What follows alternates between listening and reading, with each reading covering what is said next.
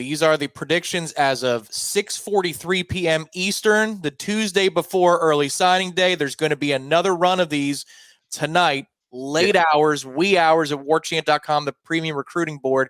Information is fluid, folks, but as we sit here just about 6:45 on the East Coast on Tuesday on Walk-On's Signing Day Preview, we're going to go down the line. So Deebo White, Deebo White, the first prediction, the order of operations is going to be Matt, followed by Michael anchoring the prediction. So here is Matt LaSerre's prediction for Mr. White. Deebo White is another one I'm going to go with FSU for. He just took his official visit. I don't believe he's taken any other visits since then, and when the dead period started to signing day. I really like FSU's spot here. I've talked to him multiple times when he came for camp in the summer. He always seems to like it. I think he gets along really well with the staff, and I think that's a very underrated pickup for FSU. He's a big dude, man, real big dude, and I think he'll be a great young addition to this offensive line if he does sign with Florida State like I expect him to. All right, Michael, it's a big defensive line get if Florida State could do it. Do you think Florida State lands Deebo White? Yeah, Deebo White is a phenomenal defensive tackle. They've been very high on. Massive kid, eats up a lot of space, great run stopper, a guy that does pretty well even on pass. And they've had him on campus like 3 or 4 times. As Matt pointed out, he hasn't really visited anywhere else. Took an official to FSU. They were the last team to get him on campus, as far as my knowledge. I like FSU to win that battle. That FSU lands a commitment from Deebo White. I feel good about their position there, and that's kind of where I sit at 6:43. So that's kind of my feelings on White. Okay, now we've talked about this. This is 2 parts because Amari Williams is reclassified. Wow, what an 11th hour thing. Reclassifies, really good player. He interviewed this week after his visit to Florida State. That is a frame that looks like it plays at the Power 5 level from Amari Williams. Large kid, defensive lineman. But we don't know for sure if he's going to sign or take it all the way to February. It's a good sign for FSU if he says Penn's going to meet paper tomorrow. Right. Let's get Matt LaSerre's prediction. Now for Amari Williams, I feel like this is a no-brainer here. I think he's going to go with FSU if he does sign. We don't know for sure yet if he is signing. At least that's what he told us when he finished up his visit on Sunday. But he's also only taken that official visit to FSU and took it the second he reclassified. That feels very FSU heavy momentum, and he seemed to love the visit. He really seemed to get along well with the staff. He couldn't keep a smile off his face when Michael interviewed him. Just seems really good spot there for FSU. He was smiling the whole time, wasn't he, Michael? He was happy. He was happy. Even when we saw him, when he arrived, he was happy. You could see, and he, as he said, he was just kind of speechless, blown away, and all that stuff. I think really just depends on, if he does it tomorrow. I think if he does it tomorrow, I expect FSU, barring something surprising that I didn't see out of left field. I think the momentum is certainly there for FSU. But his dad did play at Kentucky, Mo Williams. So that's, I remember when Mo played. I was a long time. I was a young kid, but that's a possibility that another team to consider. But I think the thing to focus is the minimum is if he does it tomorrow. And I think if he does, I think it's probably a good sign for FSU. And I think it's a good sign that all of a sudden it was reclassifying and you're taking this official visit to FSU this quickly. That's usually stuff, the tea leaves that you read that, sounds good for the team that they're visiting. So I'm gonna go with FSU as long as he does it tomorrow. I got to tell you, Michael, you know it better than anybody. You got to let a kid get off campus to let everything wear off, and then they can think more clearly. He looked like he was ready to sign on the spot this weekend. He looked extremely pleased with what he saw and heard, I should say, from Florida State. All right, next up would be a flip candidate. Next up would be a giant flip candidate at that. Could the Florida Gators recruiting class continue to crumble? Maybe they lose their quarterback at the 11th hour. Obviously, they're not winning on the field. They're not at bowl prep. These kids couldn't have come in for a final official visit in December to go see practice because they're not allowed to practice. They didn't qualify for a bowl in Gainesville. So could all of those things stack up for LJ McCrae to say, all right, Tallahassee, you are home for me? Let's hear from Matt.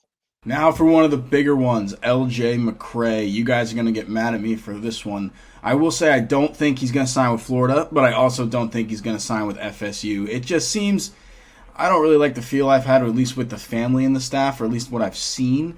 It just doesn't seem like it's all there to me, and it feels like Florida State has kind of lost momentum, especially when he took that visit to Auburn, and that is my prediction is Auburn. I think this last second push is going to work out well for Hugh Freeze.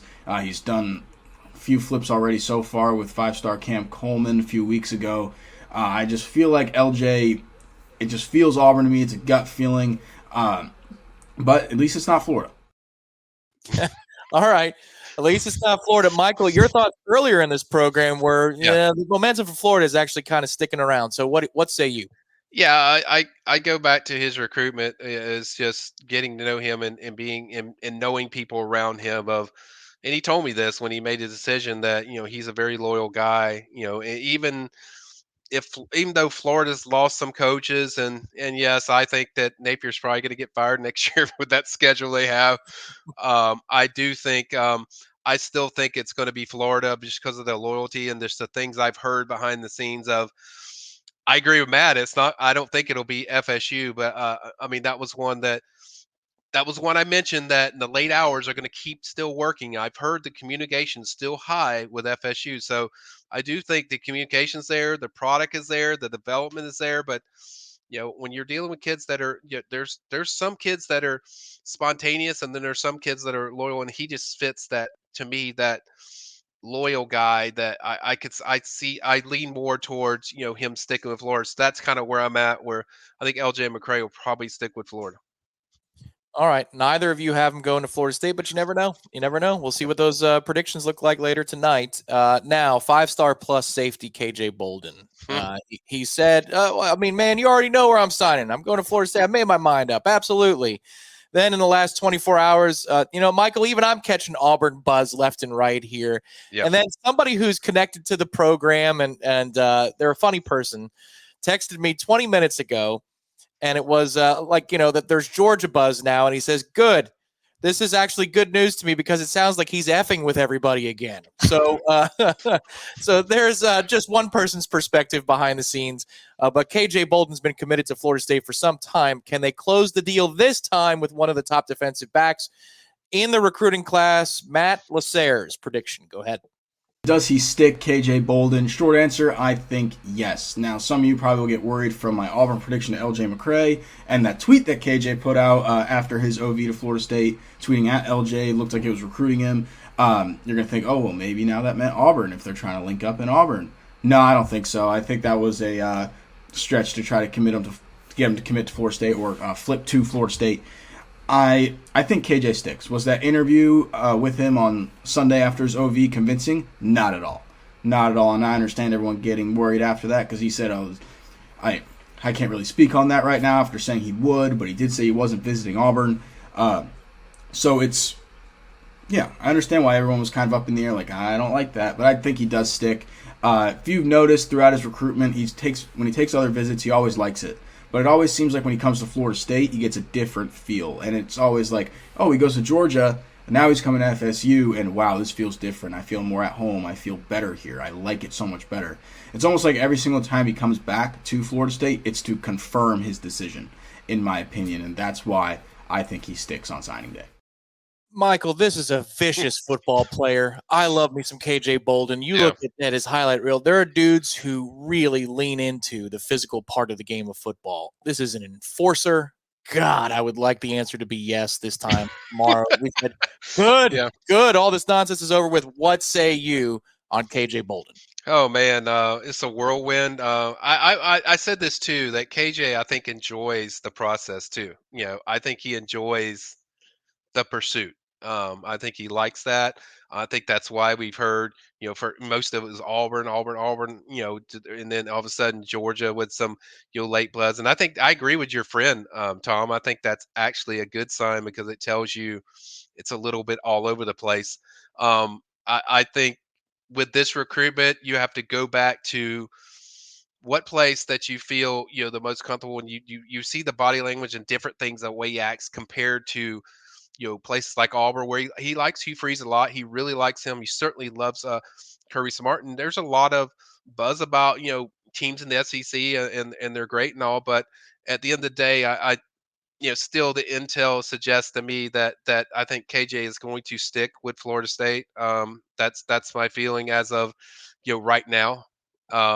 I feel as good as you can feel at 6:45 or whatever time it is. I still think it's one where you'll have to stress it out and all that stuff. But the intel suggests to me that it's still. I feel like I feel like FSU will win out, and like I said, I think people are going to stress.